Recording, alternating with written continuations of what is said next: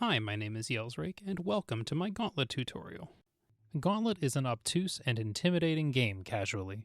The game expects you to hunt through 99 rooms with constantly draining health and hidden exits everywhere for the 8 clues you need to unlock the final room. Rest assured that learning the speedrun with Questor the Elf is not only the easiest way to beat this game quickly, but it is the easiest way to beat this game, period. In this tutorial, I will cover the following things: manipulating your vault code so that you don't have to collect clues, the different variations of frame-perfect room transitions, with input displays for the unusual ones, movement basics, including the most important rule, do not shoot unless you have to. Shooting is slow and pointless when you are Questor the Elf. How to read the maps. I drew a map for each room to accompany the video. Above the map shows your resources, keys, bombs, and super shots, how many you should enter a room with, and how many you should leave that room with. Please note that I may use the terms bomb and potion interchangeably throughout the video, but they will be listed as bombs on screen. The map itself has a single colored line for movement. Anytime you double back, the color of the line changes, progressing through the rainbow. Same goes for when you take teleporters. There are also indicators on the map to represent actions, such as a boxed number to indicate shots you need to fire, a B for bomb usage, and a P for pausing. There will also be the occasional rectangle with a number, indicating that you should fire a shot in that direction and then follow it. Certain other instructions will be written on the map as well, so look out for them. When relevant, an input display will appear in the top right corner of the screen to show timings of critical button presses. At the very end of the video, I will provide my explanation on how the manipulations work, which I will simply lift from my GDQ submission videos, followed by a slow-motion walkthrough for not only the manip inputs, but a couple of tricky room transitions too. Enough talk, let's get started. We are going to start with a bonus tutorial. Since you need to learn how to lock in your vault code, you might as well do the meme run in the process. This is Godboner%. Turn the game on, and then do a soft reset, not a hard reset. This is important. Press start once to bring up the number of players to select. Press start again to select one player, and then immediately hold right and A. When you release right and A, the first room will load. As soon as you step on an exit, the swirl animation begins. During this animation, hold the A button down. Release the A button during the fade out, and the map screen that follows will frame perfectly dismiss and advance you to the next room. Continue to follow the route on the map and just run through everything. Don't shoot, it's slow. Certain things, like breakable walls, need to be shot, like this one here in room 3. You can only have one projectile on screen at a time. The fastest exits in room 4 are in the bottom right hand corner, so for Godboner%, you just sell out to the bottom right and hope it's there. Once you finish the treasure room, check your password in the bottom left hand corner. If it starts with an I, you've got the manip. If not, do another soft reset and try this route again. So that all went by pretty quickly. Let's break down why we do certain things. When we selected one player, we immediately held right and A as soon as we released start. We didn't even wait for the character select screen to appear. Why? By holding right and A before the character select screen loads, this selects the elf on the first possible frame. Selecting your character is what locks the RNG value for your vault code, so this is especially important.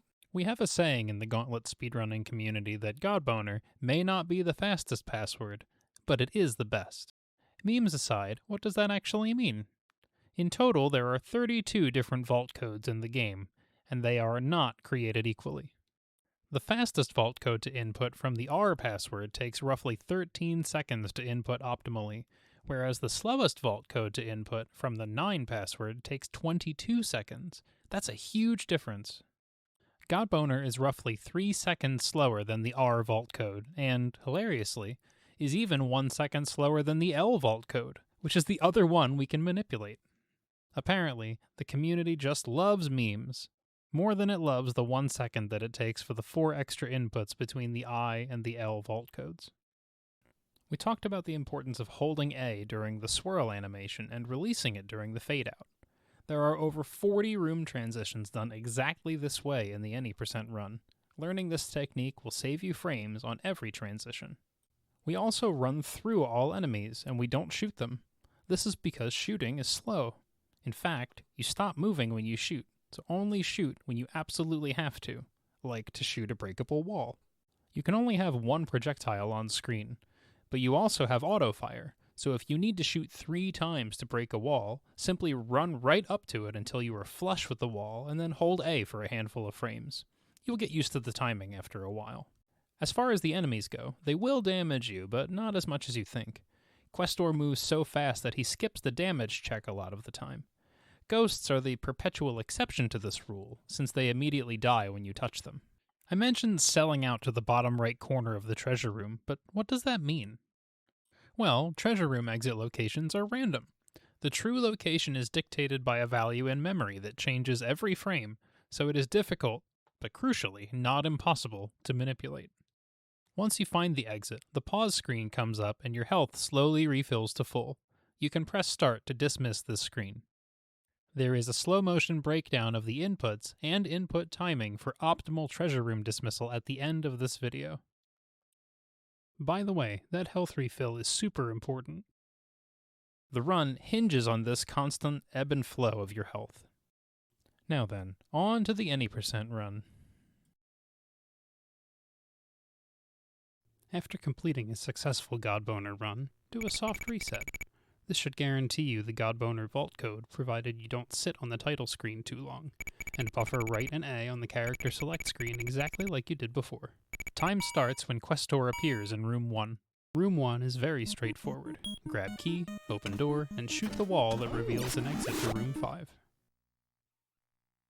Room 5 has a breakable wall to shoot, then shoot the wall that reveals an exit to Room 9. Room 9 has a series of stun tiles to dodge. Stepping on one of these freezes you in place for 2 seconds, so dodging them is paramount. Also, if you are nervous about your health, pick up the food by the exit.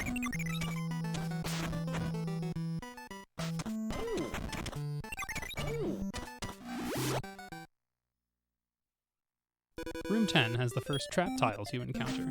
Despite their name, these are good, as they remove walls barricading your way. You pick up 1 key and your first bomb in this room. You also get to juke around death for the first time. Try not to worry about your health as you enter Room 11. The treasure room is just ahead. If you are super low, you can try to navigate around ghosts to avoid damage. Don't forget that bomb at the end. We need the key on the left side of this treasure room. You get a quick glance at the top left exit locations as you grab it. If the exit isn't there, follow the path counterclockwise until you see it.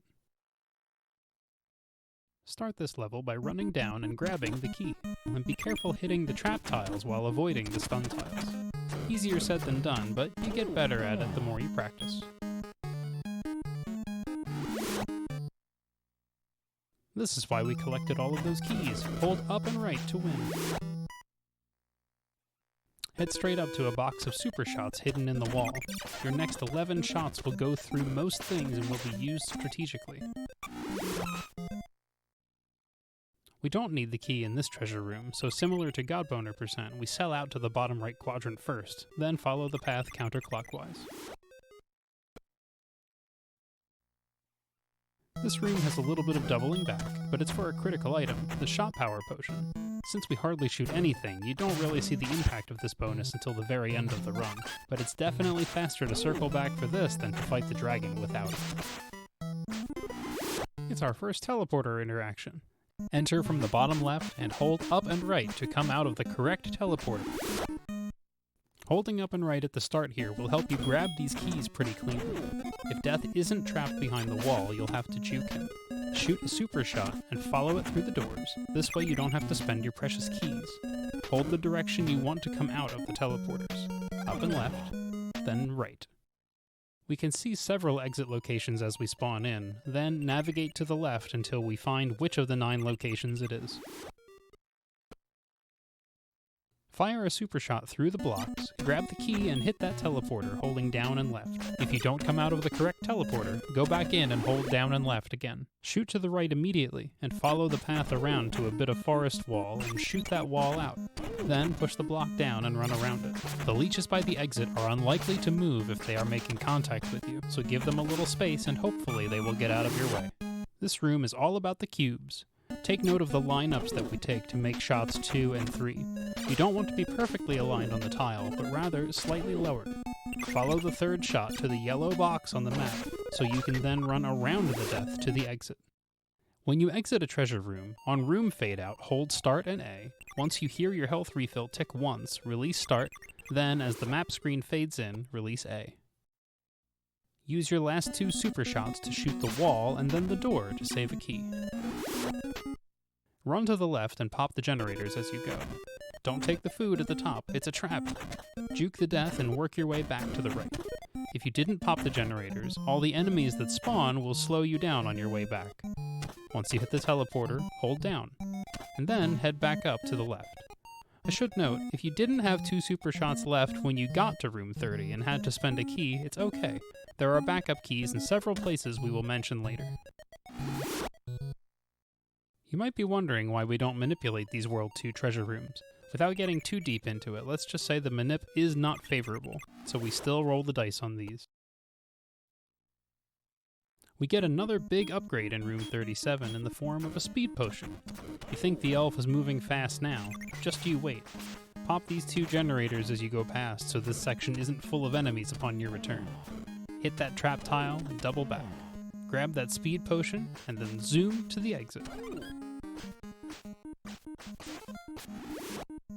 Naturally, now that you are faster, you are given a challenging path where you can accidentally spend a lot of keys.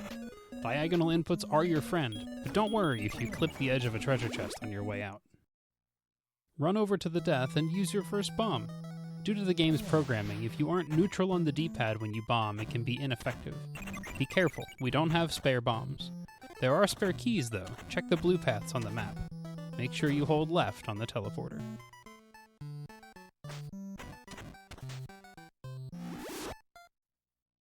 Just for fun, here's a World 2 treasure room where you can see the exit right away. If you still need another spare key, there's one hidden in the wall protruding from the top. Don't accidentally spend it on the locked chest by the exit though. Hold down and hope. You'll either get out of here in 1 or 3 teleports. Follow the long and winding serpentine path. Make sure when you get to the row of nooks to open the second locked chest, which has a bomb in it. When you get to the trio of trap tiles, line yourself up with the middle one and shoot up. That is the breakable wall.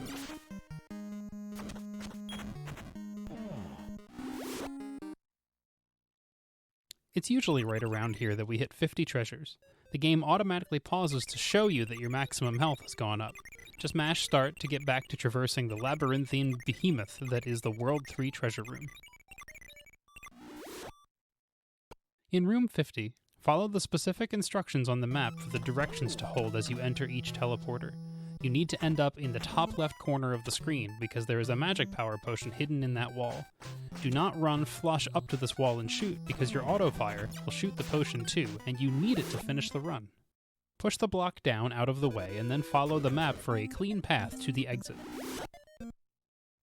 We moved down and left slightly before bombing to try and hit the generator that was protecting the bomb we wanted to collect. Also, snagging those 4 keys at the beginning takes practice. The hitboxes on the keys are just as narrow as they look. World 3 treasure rooms, with their 24 different exit locations, are the biggest RNG time swings in the run. The difference between the best exit and the worst exit is 8 seconds. From a movement perspective, Room 56 is probably the most technically daunting level in the run. A sneaky stun tile to dodge, lots of little nooks to get stuck on when you're trying to go fast, lots of walls to shoot that can be difficult to line up. Be patient with yourself and practice this room a lot.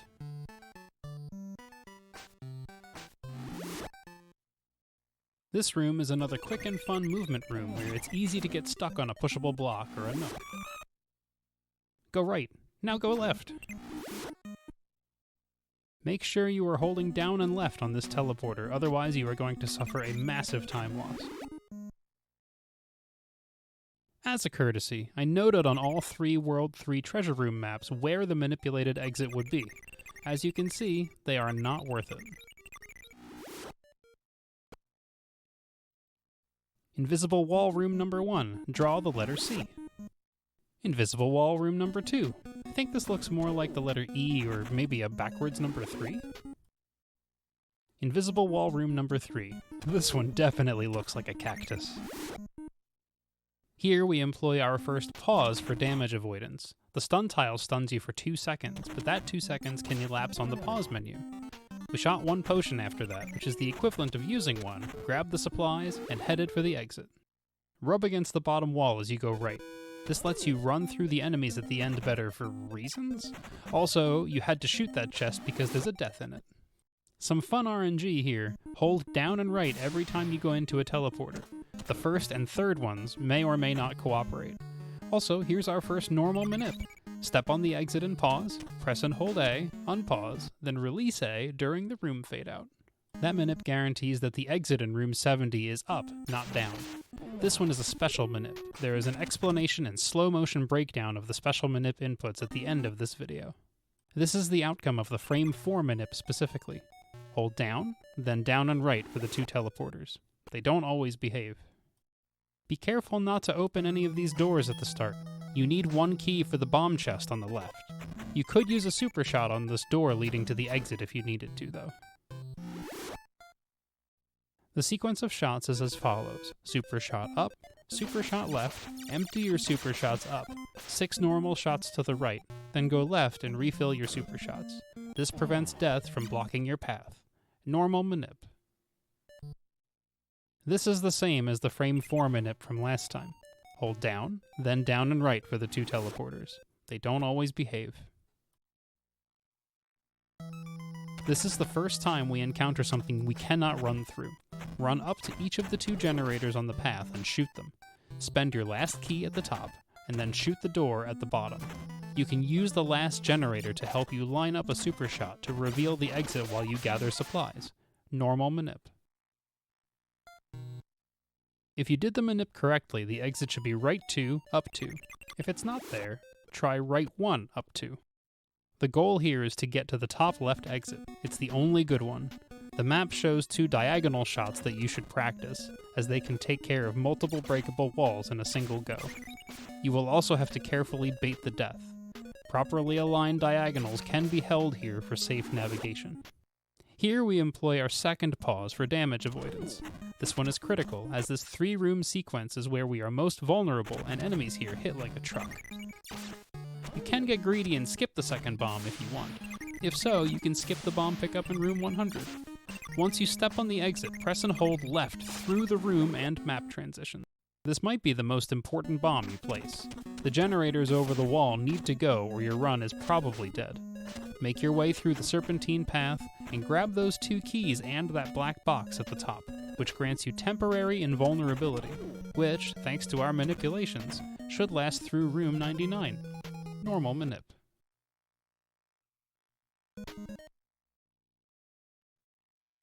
First try, baby. Similar to the end of 86, once you step on the exit, press and hold left through the room and map transitions. Run to the left and bomb, then shoot the wall and start checking corners, beginning with the bottom left and going clockwise until you find it. Once you find it, normal manip.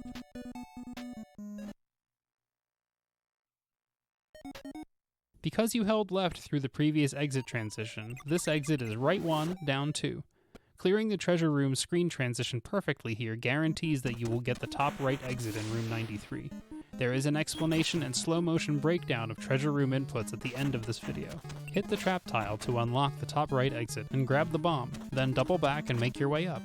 Don't forget those keys, they are the last ones you get.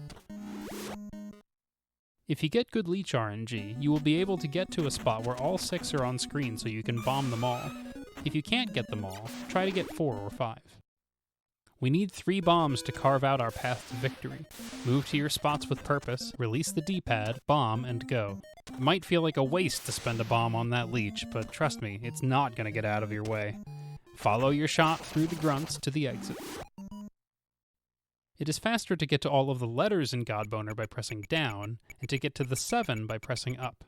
If you make a mistake and have to go back, it forgets the letter entirely, which is an annoying time loss. Be patient with yourself. Press A when you get it done. Use a bomb to clear out the generators by the exit, then grab the last bomb and double back. Follow the other path through the door, and then bomb some more generators, and now it's time for the dragon fight. Shoot at the right head from a distance and then run up to the left head. Wait until you hear 2 or 3 shots, then shoot the left head once and run over to the right head and start shooting. Alternate back and forth in a rhythm that coaxes each side head to fire into the middle head so it doesn't hit you. Once the side heads are dead, if you've got enough health, say 700 or more, try to fire diagonally into the middle head, which is faster than firing cardinally, and just tank the damage. After it's dead, run up and left to the corner and use your last bomb on those generators. Go back around one last time and make sure you run past the exit. Run above the exit, not below it, and collect the orb that looks suspiciously like an egg. Time ends when Questor disappears in the room 100 exit.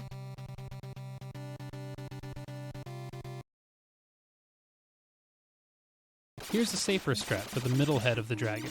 After the side heads are dead, position yourself to one side of the center head and fire once. Then immediately run around to the other side and auto-fire into him. Once he starts to hit you, go back to the previous side. Alternate back and forth like this. Provided you can afford to take a single hit per alternation, you should be able to kill him with minimal health loss overall. It was mentioned several times during the tutorial that you need to be neutral when you bomb, or it might not be effective. Here is an example of what I mean. On the left, a neutral bomb. On the right, we keep moving while we bomb. As a result, we don't destroy all of the generators on screen. Watch as 2 things happen. First, the lag from the additional enemy spawns is very noticeable. Second, and perhaps more importantly, is that we're cooked. We don't have a bomb to spare at this point, and we die in the flood of enemies. There is a specific value in the game's memory, located by Jesus the Frog, that determines the exit location in any room where the exit can be in more than one place. That value increments every frame from 0 to 255, then rolling over and repeating. It freezes when the game transitions from a room to the map, and locks in the exit location when you press a button to transition from the map to the next room. While doing some research, Jesus the Frog discovered that when you pause the game, this value resets to 255. When you unpause, it resumes incrementing from there. Later that same night, Palm Factory discovered that if you pause the game while your character is in the swirl animation on the exit, not only does the value reset to 255, but when you unpause, the game automatically frame-perfectly exits the level in a single frame, holding that value at 0 into the screen transition to the map. That just left the map screen to solve. A short time later, Unos, multi-time world record holder in the any percent category, discovered that buffering an A-press during the swirl animation, and releasing the A-press during the room fade-out, automatically advances the map screen while allowing the value to increment 2 frames. Here's how to frame-perfectly transition from a treasure room to the following room. Step on the exit and do nothing. Once the room fade-out begins, hold Start and A. Continue to hold these inputs while the info screen fades in. You should hear a single tick of your health refilling, and then the info screen will begin to fade out. Release Start during this fade-out. Then, during the map screen fade-in, release A.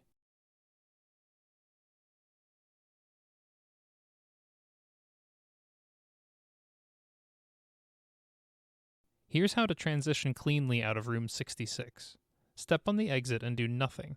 Once the room fade-out begins, hold Start and A. You will see that nerd Morak flicker onto the screen for a handful of frames and then vanish. Once you see the flicker, release Start and then release A immediately after. Note the sequence though. If you release them at the same time, the map screen will not dismiss properly. Here's how to perform a normal manip used in rooms 69, 75, 79, 87, and 91. Step on the exit and press Start during the swirl animation to pause the game, then press and hold A. Press Start again to unpause the game. I usually just mash Start during this sequence. Continue to hold A. The room will fade in and then immediately begin to fade out. During the room fade out, release A. This will frame perfectly dismiss the map screen.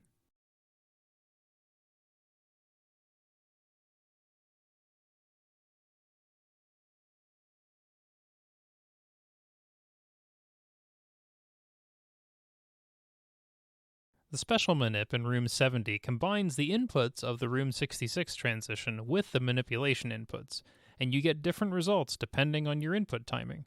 Step on the exit and press Start during the swirl animation to pause the game, but do not hold A. Do not hold anything yet. Press Start again to unpause the game. I usually just mash Start during this sequence. Continue to not hold anything. While the room is visible on screen, press and hold Start and A. You will see that nerd Morak flicker onto the screen for a handful of frames and then vanish. Once you see the flicker, release Start and then release A immediately after. Here's the fun catch though. It matters whether you press and hold Start and A on the room fade in or on the room fade out. If you press and hold Start and A on the room fade in, you will manip frame 3 in the treasure room. If you press and hold Start and A on the room fade out, you will manip frame 4 in the treasure room. So you need to make sure you are paying close attention to when you press relative to the fading on the screen. I showed you the frame 4 treasure room in the tutorial. Here is the frame 3 treasure room movement. As you can see by the map, the exit is left and down. I hold down and left in both of these teleporters. They do not always behave. I have to take a moment to thank some folks. This tutorial would not have been possible without contributions from the following community members. Thank you to all of you. Also, if you're interested in more Gauntlet, join the Gauntlet series Discord at the URL below. Thanks for watching.